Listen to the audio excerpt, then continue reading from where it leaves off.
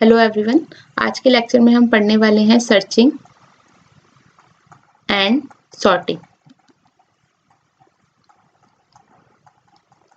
यहाँ पे हम बहुत डिटेल में इसको डिस्कस नहीं करेंगे, जो इंपॉर्टेंट चीजें हैं वो हम देखेंगे।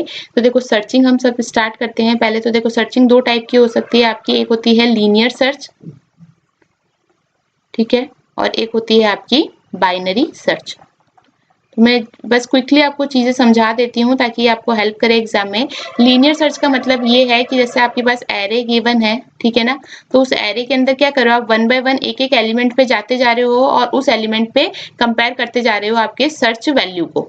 अगर सर्च वैल्यू इक्वल हो जाती है तब तो आप रिटर्न कर जाओगे, सर्च सक्सेसफुल हो गई। अदरवाइज अगर आप एंड ऑफ द एरे पे पहुंच गए, ठीक है ना, एंड ऑफ द एरे पे पहुंच गए और उसके बाद भी आपको सर्च वैल्यू मिली नहीं, ठीक है ना, या फिर जो एरे का एंड वैल्यू थी वो आपकी सर्च वैल्यू थी, तो वहां पे आप बोलेंगे सर्च सक्सेसफुल। इसमें आपकी बेस्ट कॉम्प्लेक्सिटी क्या हो सकती है, ऑर्डर ऑफ 1 हो सकती है। सपोज आपको जो फर्स्ट इंडेक्स है उसी पे सर्च वैल्यू मिल गई तो आपका कांस्टेंट टाइम में ही सर्च हो जाएगा। और इसके अंदर आपकी worst case complexity order of n होगी। ऑर्डर ऑफ एन कैसे कि सपोज अगर एन एलिमेंट्स है आपके एरे के अंदर, तो ये पॉसिबिलिटी हो सकती है कि जो सर्चिंग वैल्यू है या तो वो लास्ट वैल्यू हो या फिर वो वैल्यू एग्जिस्ट ही ना करती हो। दोनों ही केस में आपको कंप्लीट एरे को ट्रेवर्स करना पड़ेगा। एरे की बात करें चाहे लिंक लिस्ट की बात करें, दोनों के अंदर ही सेम चीज है, ठीक है ना, बेस्ट केस और वर्स्ट केस के लिए, ठीक है, तो ये ध्यान रखिएगा। और इसके अंदर हम दूसरा जो है आपका बाइनरी सर्च है। बाइनरी सर्च थोड़ा सा एडवांस्ड वर्जन है, बट बाइनरी सर्च में मेन जो आपका यहाँ पे कंडीशन होती है वो कंडीशन ये होती है कि आपका जो एरे है दैट शुड बी सॉर्टेड। अगर एरे सॉर्टेड होगा तो ही हम क्या परफॉर्म कर पाएंगे, बाइनरी सर्च परफॉर्म कर पाएंगे। क्यों? क्योंकि इसमें क्या माना जाता है कि अगर आपका एरे सॉर्टेड है, ठीक है, सपोज ये एरे है, अगर हम एरे की वैल्यूज भी ले लेते हैं 2 5 7 9 15 22 30,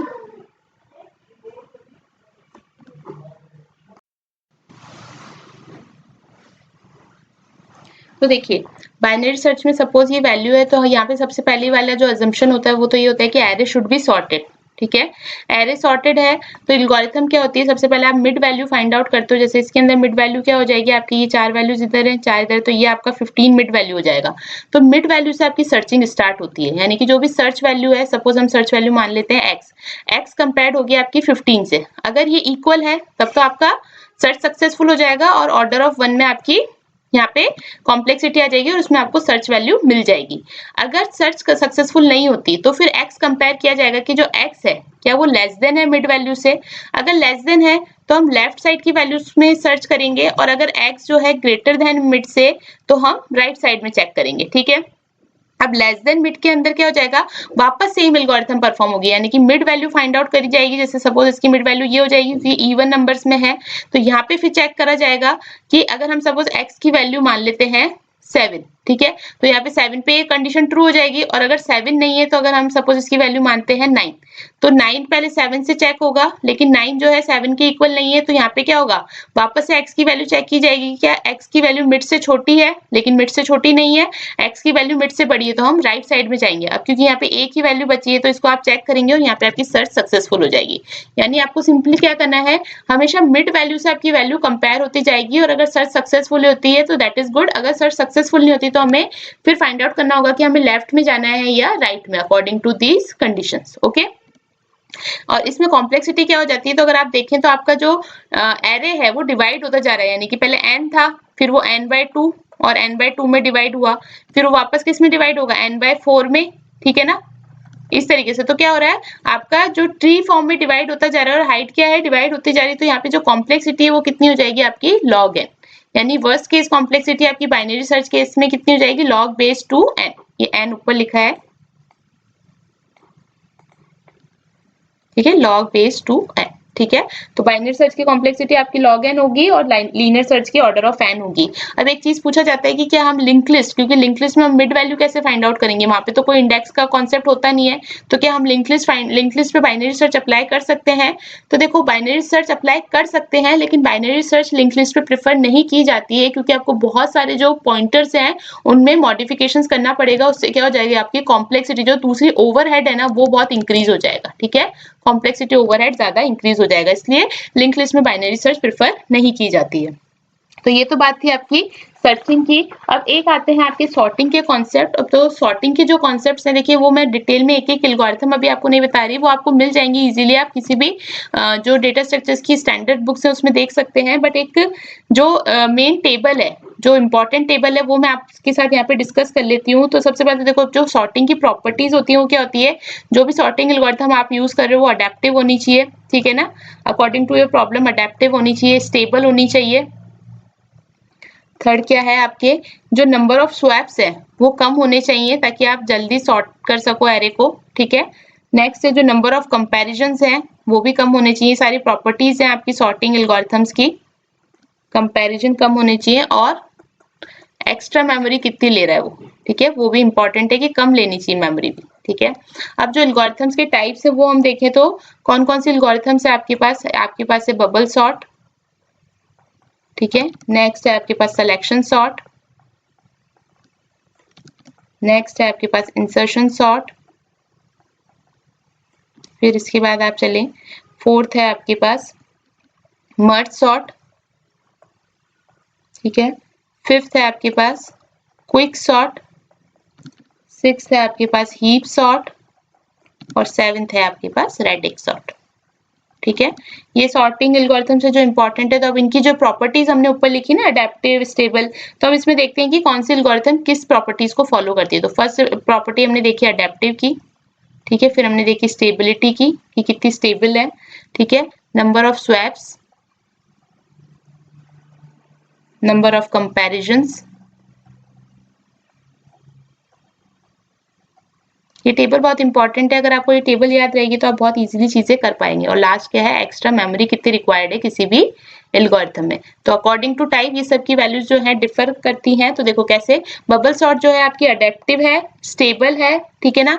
इसके अंदर नंबर ऑफ स्वैप्स यानी इसकी जो complexity basically order of n square होती है, और नंबर ऑफ कंपैरिजन भी कितने होते हैं, ऑर्डर ऑफ एन स्क्वायर, लेकिन इसके अंदर एक्स्ट्रा मेमोरी की रिक्वायरमेंट नहीं होती।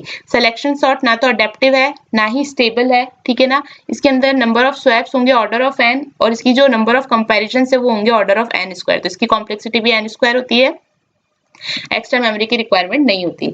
इंसर्शन सॉर्ट जो है आपकी अडेप्टिव भी है, स्टेबल भी है, ठीक है ना। स्टेबल का मतलब ये है कि अगर सपोज कोई दो नंबर्स आ रहे हैं, है ना, सेम नंबर है, तो इनका ऑर्डर ना सॉर्टिंग के बाद भी सेम रहेगा। ऐसा नहीं कि ये वाला पहले आ जाएगा, ठीक है। इसको हम क्या कहते हैं कि ये आपकी स्टेबल है, ठीक है। तो जो आपके, और अडेप्टिव का मतलब क्या हो गया कि एल्गोरिथम जो है लेस टाइम लेनी चाहिए अगर लिस्ट ऑलरेडी सॉर्टेड है। यानी कि अगर लिस्ट ऑलरेडी सॉर्टेड है तो इसका मतलब ऐसा नहीं कि अगर लिस्ट ऑलरेडी सॉर्टेड है तो भी ऑर्डर ऑफ एन स्क्वायर ही ले, तब क्या होना चाहिए, आपकी टाइम जो है कम लगना चाहिए। अगर टाइम उतना ही लग रहा है जितना कि अनसॉर्टेड में लग रहा है तो वो सॉर्टिंग एल्गोरिथम आपकी अडेप्टिव नहीं होगी। तो बबल और इंसर्शन के अंदर क्या होता है, अगर आपका एरे ऑलरेडी सॉर्टेड होता है तो टाइम कम लगता है, जबकि सिलेक्शन में चाहे सॉर्टेड हो चाहे अनसॉर्टेड हो हमेशा time order of n square ही लगेगा। इसके अंदर नंबर ऑफ स्वैप्स कितने होते हैं, ऑर्डर ऑफ एन स्क्वायर, और कंपैरिजंस भी कितने होते हैं, ऑर्डर ऑफ एन स्क्वायर, ठीक है ना, ऑर्डर ऑफ एन स्क्वायर, ठीक है। इसमें एक्स्ट्रा मेमोरी की रिक्वायरमेंट नहीं होती। मर्ज सॉर्ट जो है वो अडेप्टिव नहीं है, ठीक है, लेकिन वो स्टेबल है, okay. Order of n log n इसके अंदर नंबर ऑफ स्वैप्स होते हैं, and order of n log n जो है इसके अंदर नंबर ऑफ कंपैरिजंस होते हैं। तो इसकी कॉम्प्लेक्सिटी कितनी हो जाएगी, एन लॉग एन, लेकिन इसके अंदर आपको एक्स्ट्रा मेमोरी भी रिक्वायर्ड होती है, तो उसके लिए भी ऑर्डर ऑफ एन की मेमोरी आपको रिक्वायर्ड होगी। क्विक सॉर्ट और जो हीप सॉर्ट है दोनों ही ना तो अडेप्टिव है ना ही स्टेबल है, ठीक है ना। दोनों के अंदर जो नंबर ऑफ स्वैप्स है वो एन लॉग एन ही लगते हैं, ठीक है, जैसे मर्ज सॉर्ट में लगते हैं, और इन दोनों के अंदर नंबर ऑफ कंपैरिजंस भी एन लॉग एन ही होते हैं, ठीक है। तो कॉम्प्लेक्सिटी इनकी भी एन लॉग एन हो जाएगी, लेकिन इनमें कोई एक्स्ट्रा मेमोरी की रिक्वायरमेंट नहीं होती है। जो रेडिक्स सॉर्ट है वो अडेप्टिव तो नहीं है बट वो स्टेबल है, ठीक है ना। इसके अंदर नंबर ऑफ स्वैप्स जितने भी आप कर रहे हो वो आपको यहाँ पे काउंट करने होते हैं, यहाँ पे आपके नंबर ऑफ कंपैरिजंस नहीं होते, ठीक है ना। और इसके अंदर जो एक्स्ट्रा मेमोरी की रिक्वायरमेंट होती है वो कितनी होती है, radix into bucket size, okay. ये इसमें क्या होती है, एक्स्ट्रा मेमोरी की रिक्वायरमेंट होती है, ठीक है। अब यहाँ पे एक चीज ध्यान रखिएगा, ये टेबल बहुत इंपॉर्टेंट है, ये टेबल आप नोट डाउन कर लीजिएगा, या फिर ये जब मैं नोट शेयर करूंगी तो उसमें भी आप देख सकते हैं। तो अब अडेप्टिबिलिटी का मतलब क्या हो गया, अगर आपके एल्गोरिथम जो है वो लेस टाइम लेनी चाहिए अगर लिस्ट ऑलरेडी सॉर्टेड है, ठीक है ना। यहाँ मैं लिख देती हूँ चलो आपके लिए, अडेप्टिव का मतलब क्या हुआ, algorithm must take less time if already sorted, ठीक है। और स्टेबल का मतलब क्या हुआ, अगर if there are duplicate elements, जो मैंने अभी आपको बताया था, if there are duplicate elements then their order in original list, their order in original list and sorted list must be same, and sorted list must be same, okay. और अगर merge sort के अंदर for solving small problems हम क्या use कर सकते हैं, तो बबल सॉर्ट यूज कर सकते हैं, इंसर्शन सॉर्ट यूज कर सकते हैं। तो क्योंकि मर्ज सॉर्ट क्यों स्टेबल है, क्योंकि मर्ज सॉर्ट में अगर हमें स्मॉल प्रॉब्लम्स को सॉल्व करना है तो या तो हम बबल सॉर्ट यूज कर सकते हैं, इंसर्शन सॉर्ट यूज कर सकते हैं। और देखो बबल सॉर्ट और इंसर्शन सॉर्ट दोनों ही स्टेबल हैं, इसलिए आपकी जो मर्ज है वो भी क्या होती है, स्टेबल होती है, ठीक है ना। लेकिन स्मॉल प्रॉब्लम के लिए मर्ज जो है ज्यादा टाइम और एक्स्ट्रा मेमोरी स्पेस लेती है, ठीक है ना। तो उसकी जगह पे हम क्या यूज कर सकते हैं, इंसर्शन और बबल यूज कर सकते हैं। जो कि शॉर्ट प्रॉब्लम के लिए आपको मर्ज सॉर्ट की रिक्वायरमेंट नहीं, क्योंकि मर्ज सॉर्ट में आपको एक्स्ट्रा मेमोरी स्पेस भी चाहिए होगा, तो उसकी जगह अगर प्रॉब्लम शॉर्टर है तो हम बबल या इंसर्शन सॉर्ट का यूज कर सकते हैं। तो ये कई बार क्वेश्चन पूछ लिया जाता है कि अगर मर्ज सॉर्ट है लेकिन प्रॉब्लम अगर शॉर्ट है तो आप कौन सी सॉर्टिंग एल्गोरिथम प्रेफर करोगे, तो या तो हम बबल यूज कर सकते हैं या फिर इंसर्शन सॉर्ट, ठीक है। अब इसमें ये सारी सॉर्टिंग एल्गोरिथम्स क्या होती हैं, कैसे परफॉर्म होती है, ये आप देख लीजिएगा, आपको बुक्स में मिल जाएंगी इजीली। अगर फिर भी आपको कोई इशू है तो आप प्लीज कमेंट बॉक्स में बताइएगा, तो मैं इसके लिए एक अलग से डेडिकेटेड वीडियो बना दूंगी। बट जो मेन कॉन्सेप्ट्स हैं जो आपको पता होने चाहिए सॉर्टिंग एल्गोरिथम के बारे में, वो मैंने अच्छे से यहाँ पे डिटेल में एक्सप्लेन कर दिया है। So that's it for this video.